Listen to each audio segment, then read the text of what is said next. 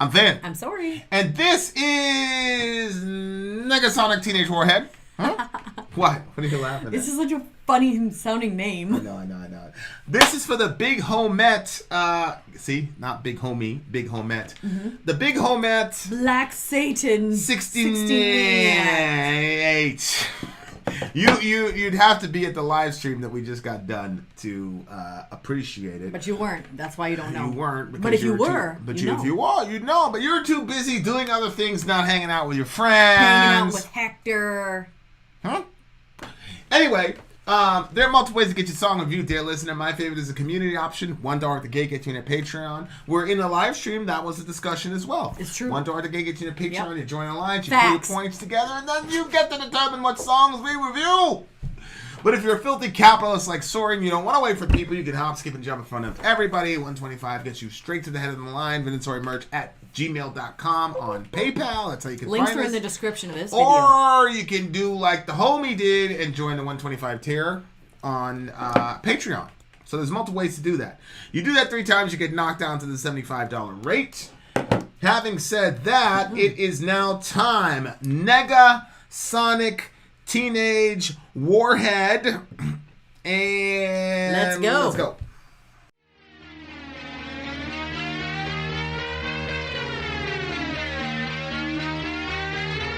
Saw your face last night on the tube. Strong, fine snake in a sucker's vacuum. 15 clicks and it's time to say bye. 15 trips and a love that won't die.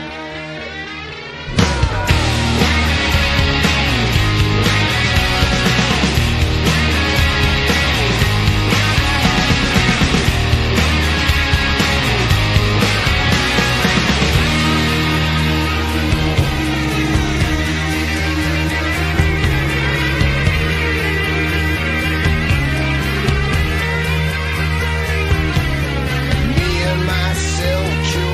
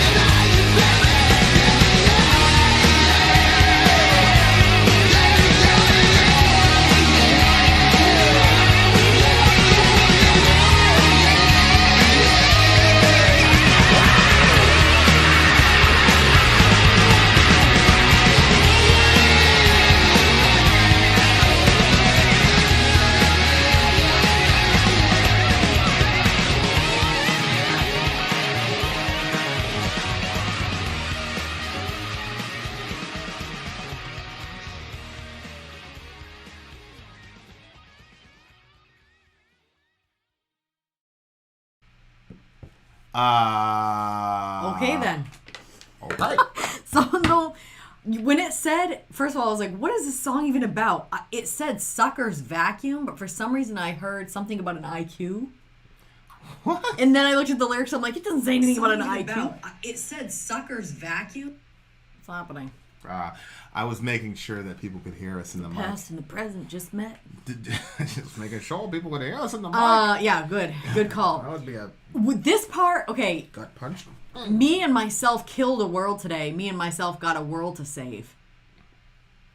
Broadcast dead revolution. No, those two lines just right there. Oh, I was like, okay, the I think this purposeful is about contradiction. Go ahead. just the bipolar nature of all of us. Like, you know, we'll do something like really kind, but then we'll throw our plastic on the ground or something. You know what I mean? Like, it's just like I want 15,000 double cheeseburgers with you put extra your bacon no. and fries. I guess the best one is you put and your a mask Diet on, Coke. so you don't breathe all over everybody and possibly give them COVID or get COVID. You know what I mean? Like people wear their mask for that, and then they throw them in the parking lot. You know what I mean? Like. Right. You see tons of them all over the place. Right, So it's like you're helping people, but you're right. destroying our planet at the same time. Or our pro-life Christian friends who cheer when we bomb the shit out of Yeah, people. a clinic. The not the clinic, but like Syrian people or whatever. Well, clinic too. Well, People are dying in that clinic. Well, you're pro-life, and then you're gonna bomb the shit out of a clinic. Right. Yeah, like yeah, Wait a minute. yeah. No, I agree. And of course, there's that Jewish proverb which says basically, if you kill a man, it's as if you've killed the whole world, and if you save a life, it's as if you saved the whole world. So there's also an Islamic. Interesting. Yeah, there's also a Islamic variant to that as well. So, that is really cool because it's like that's a good catch because you the contradiction of human nature. That's us. That's what we I always say like the title basically drives the song. Yeah, the title. What does it even mean? Well, it's interesting because remember we watched Deadpool, and he ran to that girl and he's like, "Who are you?" And she said that was her name, NegaSonic Teenage Warhead. That's what she said her name was. Okay, I didn't hear that. And it's like, okay, what does that mean? So I'm trying to use the song title to guide my interpretation of the song. Well, that makes sense. So I originally thought it was Megasonic. Oh, okay. Yeah. Well, yeah, that would be easier in my head. Because when you makes said more sense. Negasonic, I was like, what are you talking about? Yeah, No, you're it's like, ah. no, it's Monster Magnet. Yeah. You were like, no, it's NegaSonic Teenage Warheads. I was like, okay, sorry, whatever. I'm just gonna go ahead and put this in there, and sure enough, He was like, it's like a double look there. I'm like, Negasonic. okay. Whatever. So then I'm movie. like, you know how I am with words. Mm-hmm. So I'm like, okay, what is Negasonic? The only thing I can come from, so nega would be negative, and then sonic would be sound. So I'm assuming it's talking about like how teenagers like love like angsty music or whatever. They like negative sound. They like they like it. They like negativity in music is what I'm saying.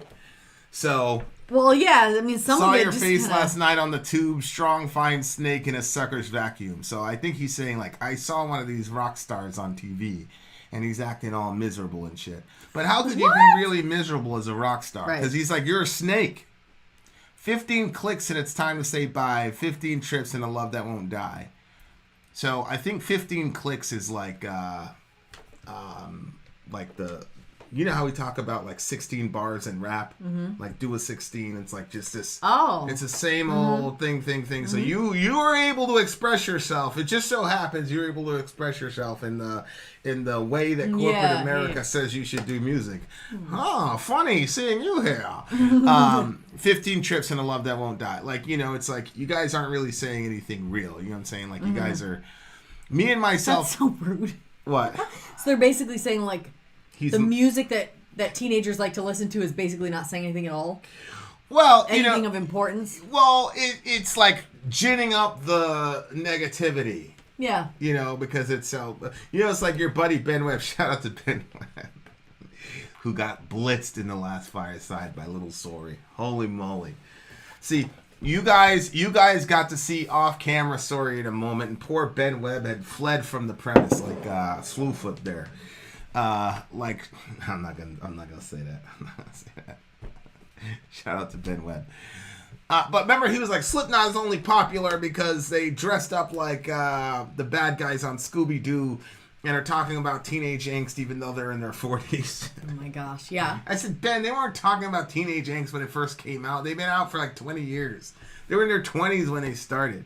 Of course, it is interesting because like now these guys are, I'm going to ask a couple of these guys that like when we talk to them, like if this COVID thing ever lives. But it is kind of interesting because it's like, I don't think he has a point as far as when the songs were produced. Mm-hmm. But now it's like, yeah, you're like 45, 50 years old. I can't even imagine having and you're still like, but we saw them live last year and their energy is still up there. They're still rocking. I know. So I see what Ben is kind of saying. I'll give him 50% credit for that. I would feel like, oh, that's right. I have to be angry again. Right. Right. And it's like, how can you be angry? You're super successful. You're legendary. Yeah. You're a multimillionaire. Your kids are straight. It does kind of seem like at some point it has to be an act. Because how can you still be, like, just... Like, that's unhealthy if you're angry for that long. Well, I talked about Jonathan was on meds, and he was doing really, really, really, really good. And then they did the self-titled album, which was completely inappropriate. Head wasn't in the band at the time. Like, come on. Inappropriate is such a funny word for that. Come on, like, you know what I'm saying? It was done by Ross Robinson, and I think they just called it 3. Well, Ross is famous for these like pushing the vocalist to like these crazy heights, right? And so like Ross told Jonathan to get off of his meds, so that he could be that old Jonathan who cries and all this on you know, like in the first 2 records. And he did, and you know, it pushed him like to the edge. It's crazy. And something bad could have happened. Well, yeah. And his therapist Jonathan was like, yeah, my therapist was really angry. No shit, JB. That makes sense. Okay. There's some of these guys are truly tortured, though. It's not an act. Like Kurt Cobain, Jonathan. Like, I think a lot of these guys are genuinely like tortured people. Mm-hmm. But at the same time, it's like, what are they gonna do? Like, you're not gonna write a record. It's not. See, this is one of the advantages that rap has over metal. There's still stuff to write about. Well, right, because rappers can... It's all about the Benjamin. Well, okay, so Biggie started with Ready to Die, right? Mm-hmm. And he's like, you know, as I grab the Glock, put it to your headpiece, one in the chamber, the safety is off, release, straight at your dome, Holmes, I want to see cabbage. Biggie Smalls is savage, doing your brain cells much damage. Like, so, the first record was grimy, was street. I think it was Damage. It was, you know, street shit, like the first song, talk slick and get your neck slick quick, cause real straight niggas ain't having that shit. Like, real hood shit, like, yeah, nigga, yeah. And then Biggie got rich. Right. He got rich, right? And the next song is, Biggie, Biggie, Biggie, can't you see? Sometimes your words just hypnotize me. I can fill you with real millionaire shit. Escargot, my cargo, $150, swiftly, wreck it by a new one. The crew run, your crew. So now he's talking about, you know, eating escargot. Yeah. And then my car goes $150, swiftly, we wreck it, we'll buy a new one. Like, in rap, you're allowed to do that. Mm-hmm.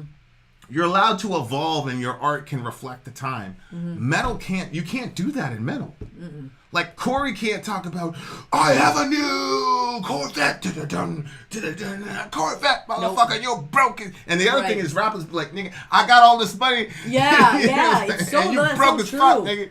You know what I'm saying? What did they say? Trick what? Lace who? I ain't what Mace do. Got a lot of girls that'll love to replace you. Tell it to your face, boo, not behind your back. Niggas talk shit. We never mind that. So, like, in rap, you're able to say, I'm rich, nigga. I'm rich. You're poor as hell. And, like, you'll be poor and buy the fucking CD of the guy telling you that you're poor and he's rich. This shit is crazy. Biggie, spectators buy my CD twice. They see me in the streets and be like, yo, he nice. But that's on the low dough. Beat him cast a no dough, try to play me at my show or pull out 4 foes and go up in their clothes. So, like, rap, you can do that. Yeah. Metal, you can't do that. Yeah. You have to stay talking about problems. because you're unfortunately. It's really the ultimate form of selling out if you think about it, because in metal, the minute that they get soft, like the minute Metallica didn't go, they're selling out. But if you really wanted to sell out, Yep. James Hetfield would have to say, "I'm a millionaire, Yeah. baby," Yeah. but that would be authentic though, because he is. But he could never do that because metal is not about that. So then. These guys. It's so interesting, huh? Yeah, the irony is you have to sell out by remaining miserable. It's so funny because you see all like the rap videos, they're like putting out money, Right. stacks of monies everywhere. Right. But like, Right, and they're celebrating. You can't do that. Yeah. You can't do that in metal. People would be like, "Well, I'm not buying it." Yeah, People would go not after them just for getting a record deal. Sadak, people wouldn't even know like what to do. If like, come on, Tool made an entire record about being happy and having a lot of money and having cars and a mansion and shit. Tool could get away with it before Slipknot, though. Yeah, Slipknot would never happen. Because it could be like, Yeah. you know, like you've reached higher or whatever. Right. but- Tool fans would be able to say, "Well, it's evolution, idiot." And, Yeah, that's the end of the Fibonacci, Yeah, man. that's the part of the end of the rainbow, you idiot. Looks like you don't know anything, Vin. Yeah. So yeah, but then it's like, if you even call that shit out in the metal world, it's funny. So like, I don't take this guy like, I don't really feel like this is a serious song. Like, it's a funny song. Oh no, I was laughing through it too. Yeah, well, but like, he's expressing something that's real to him though. This is an authentic song. Like, this song is authentic and real. Because he's talking about what he's seeing. He's like, "Man, I saw you on TV, bro. You a snake. You ain't like that. I seen." That's the other thing. Is like they see each other backstage. Like they know what's up. Yeah. Like they know that. Like, holy shit, we just closed this deal. We just signed with our record label. Nigga, we getting Corvettes, bro. Blah blah blah. And then they get on stage and they're all mopey. So he's saying like, "Bro, I've seen you." You see what I'm saying? Like, you're a snake. I saw you on TV. You a straight snake, bro. You ain't feeling like that, bro. Oh my god, You see what I'm funny. saying? Yeah. Whereas in rap, it's the other way. It's like, "Man, you ain't on that gangster shit, nigga. Yeah. I saw you, bro. They took your chain, blah blah blah blah blah." You see what I'm saying? Yeah, So that's he's talking. interesting. He's saying, "I'll deny you, baby. I'll deny you." He's like, "Man, you ain't real." "Oh baby, I'm lazy. Introduce me to God." That "Oh part was baby, so said a funny to place me. for the dog." The What do you word, mean? okay, the concept of someone, like, the laziness is something that really bugs me. Yes, I it does. cannot stand laziness. Yes, it does. And I can't stand if anybody even, like, insinuates that I'm lazy. That really, really makes me angry. So that part made me laugh. Because he just came right out and said I'm lazy. Oh, okay. I was like, who does this? Who, like, just puts that I'm lazy? This is the part. Introduce me to God? It didn't make any sense to me. It was just something I would never say. Well, it's like these guys are so pretentious. They just function like, "Oh, I'll introduce you to God." Like, sometimes and then the Vin- very next line, it's like about the dog. Like, come on, man. Like, get out of here, bro. You ain't got it like that. Like, Sometimes there's a Vin will couple say guys who something are that fake like as hell. makes me think he might be insinuating that I'm lazy. And I'm like, right, Vin. I've just been sitting around watching shows and eating bonbons all day. Oh, that's where the bonbon shit came from, because you think I'm saying you're lazy? Yeah, that's exactly what it is.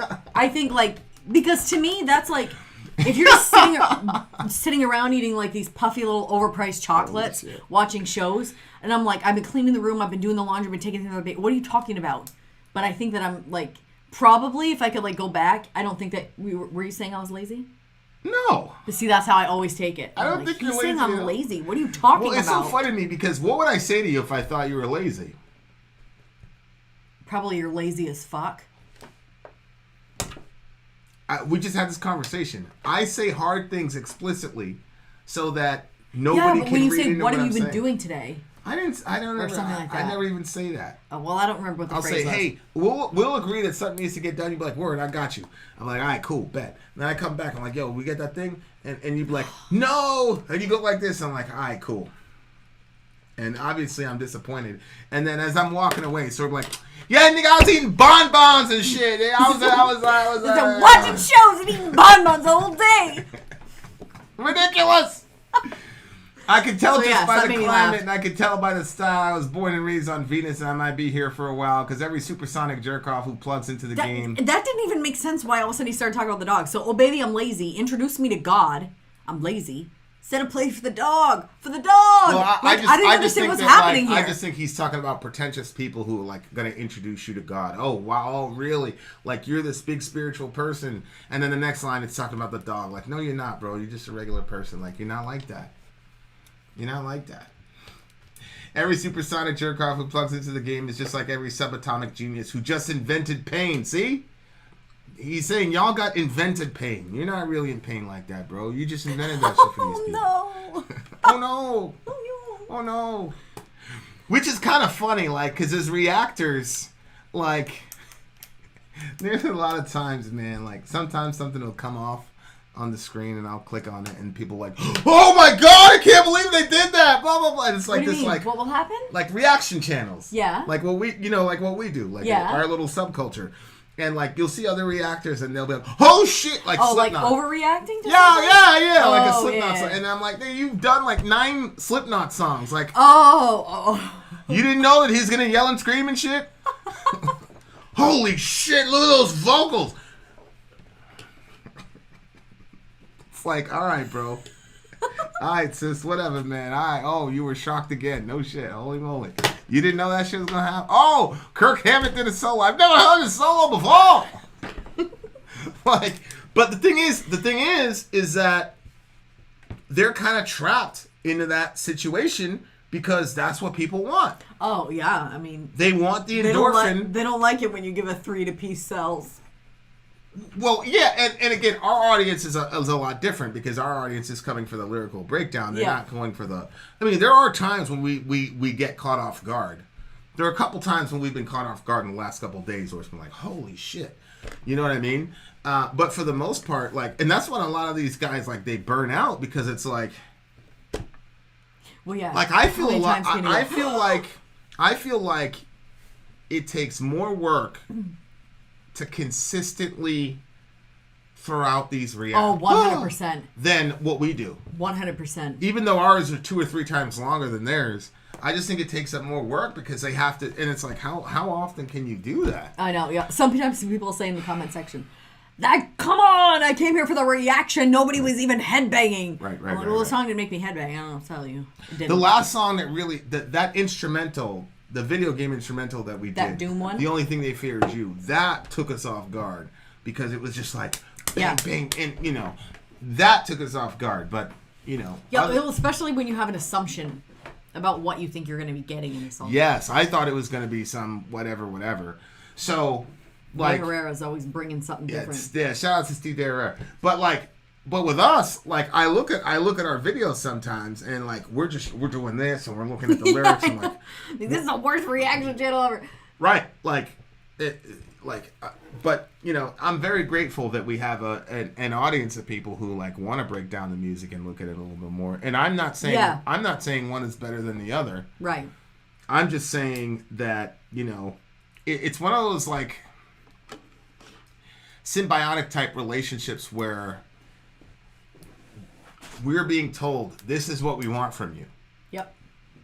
You do it, and you get the kickback, whether it's a subscriber or whatever happens. Like there's an exchange that happens with the endorphins, right? Mm-hmm. Like the person gets to hear, they get to see a person enjoy something their band that's been so important to them. Yeah. And they then on that high subscribe and then shoot a cool message. The person then goes, holy shit, I have 400,000 subscribers. And, bang. So that's my thing. Is like, there's an exchange happening, and I believe both of them are valid because we need that kind of affirmation as human beings. It's just when you're on the other side of it, you are now trapped into that persona, and you're not allowed to go, because now it's like, well, shit, man, that's my favorite band. You did it for all these 500 other people. What about me? Yeah. And it's very, very hard, and that's why I think a lot of these folks burn out and things like that. So, but I am not saying like other reactors who react like that are invalid or whatever. I just think like they did it and it was genuine at the beginning, but after your 300th song with, and the other thing is like, because we have the alliances, we have like a variation of songs that we listen to in bands. They're listening to the same group of bands and having to react the same thing. It's very, very hard on their mental health. And it's true, because it spaces it out, too, because now when we get a Tool song, we're like, oh, yes. Right. Or, because we haven't heard it for so long. Right. So that No Quarter song, right? Yeah, exactly. Yeah. So I think but I also think that there's a real human need for that type of affirmation. So I think all of it is valid. And just like with metal, like I think these guys obviously start out tortured. And it's valid and it's real. And I'm not saying just because you're rich you don't end up tortured, because these guys are still in and out of rehab. Mm-hmm. You know what I'm saying? I'm just saying, like, the constant demand from people.